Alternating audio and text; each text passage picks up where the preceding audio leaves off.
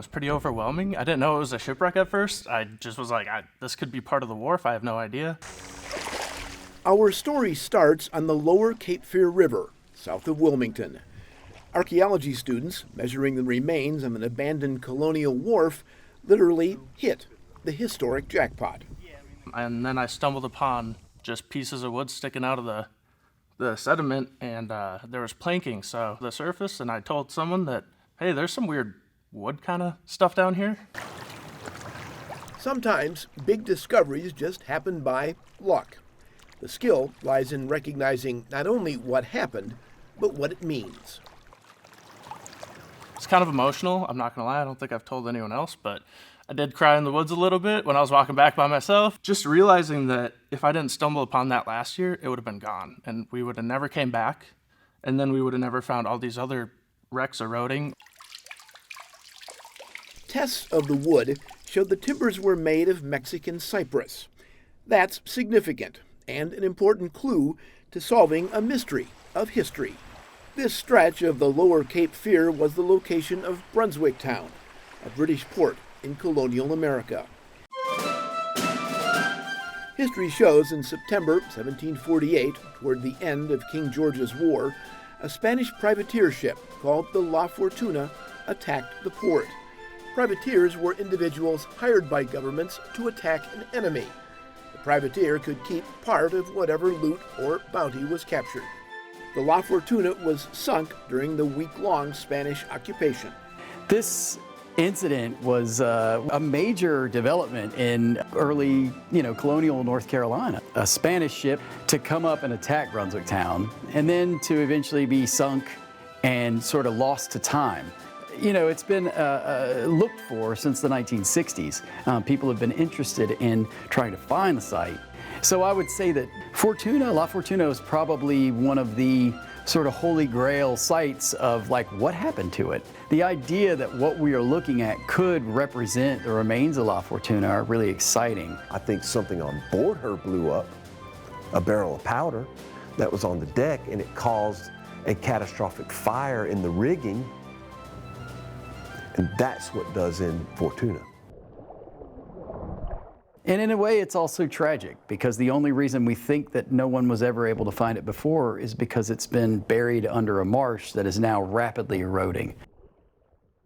The water is a double-edged sword.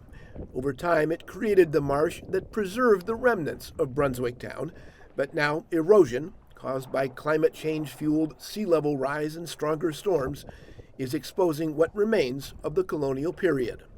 Waves created by boat traffic are also washing away the riverbank. We are using this as an opportunity to study what is eroding out of the bank. So scattered along our feet here, you have all of the debris coming out of the wharf structure itself, but also things that people dropped and broke, like glass bottles or ceramic sherds. I mean, just right here, you can see a beautiful redware ceramic sherd. That's a piece of pottery? Yeah, this would have been, it's not big enough to really show, but it would have been a mug of some sort. I'm probably the first person to touch it since the last person that dropped it and then threw all their broken pieces into the river. And that's a pretty cool thing to really feel that connection to a site like this. Researchers combing the beach never know what they will literally stumble upon. While pottery shards are common, pieces of shipwreck are not. One of the things that we tend to look at is, what are the fastener patterns? What are the overall dimensions? What are some of the characteristics of how the shipwright shaped the timber? We have a large assemblage of frames that sort of match with this. You have wooden trunnels, which are basically wooden fastenings. There is some, but not a lot, of iron fasteners on these. And each one of these frames, you can see sort of here how the shipwright used an adze or to basically chop the tree branch to form the shape of the frame.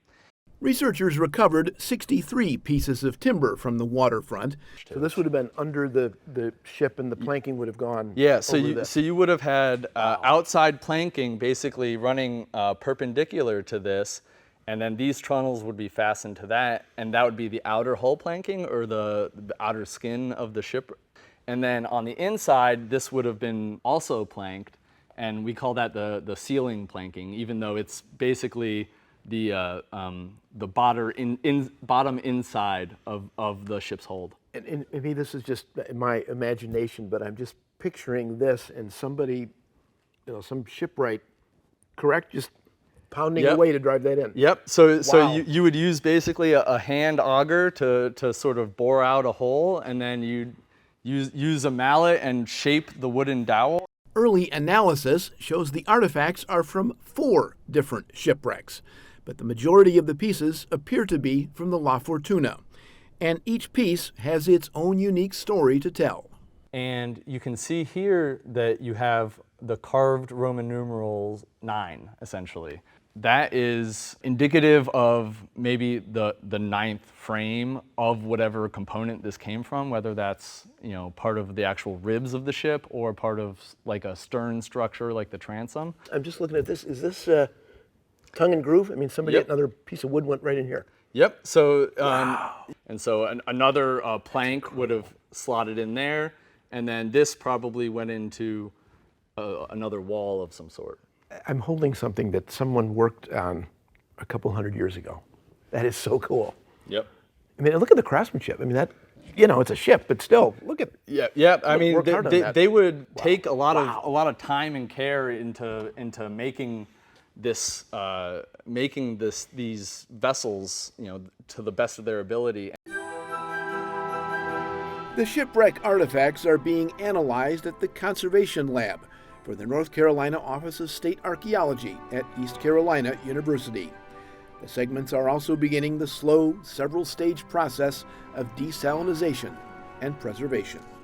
We want to do everything that we can to prevent decay, collapse, any detrimental effects as we're working on these things. And we don't want to do anything that will suddenly shock an object and it react adversely. The timbers are laser scanned, creating virtual copies that show exact shapes, colors, textures, and it's all done to scale.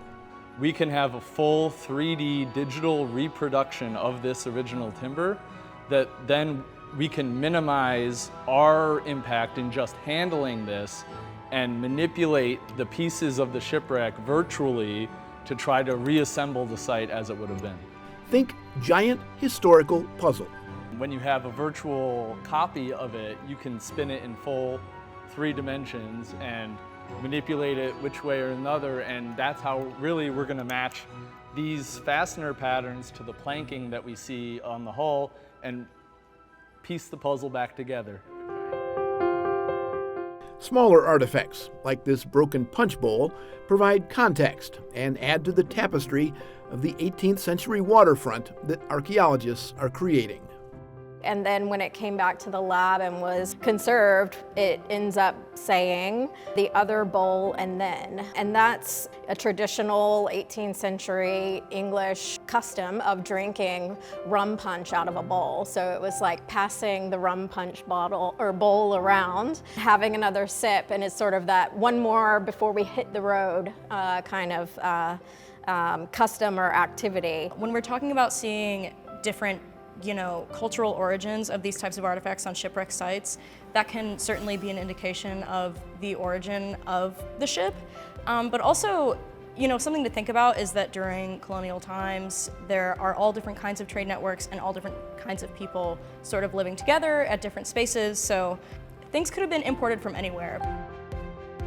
The history of Brunswick Town is a jigsaw puzzle with 3/4 of the pieces missing. And every day, that's the beauty of this place, every day, we find a little bit. We might find 1/4 of a piece that fits right here.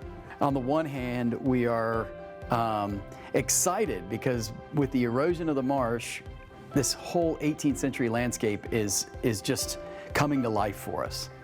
But it's also destroying a natural barrier to the shore. It's destroying cultural heritage because as we're seeing it, we're excited, we're recording it, and then it's being lost because we can't keep all of it. We can't stop the erosion. Thanks for watching. If you love science stories like that, there's plenty more to explore. Subscribe to PBS North Carolina and SciNC.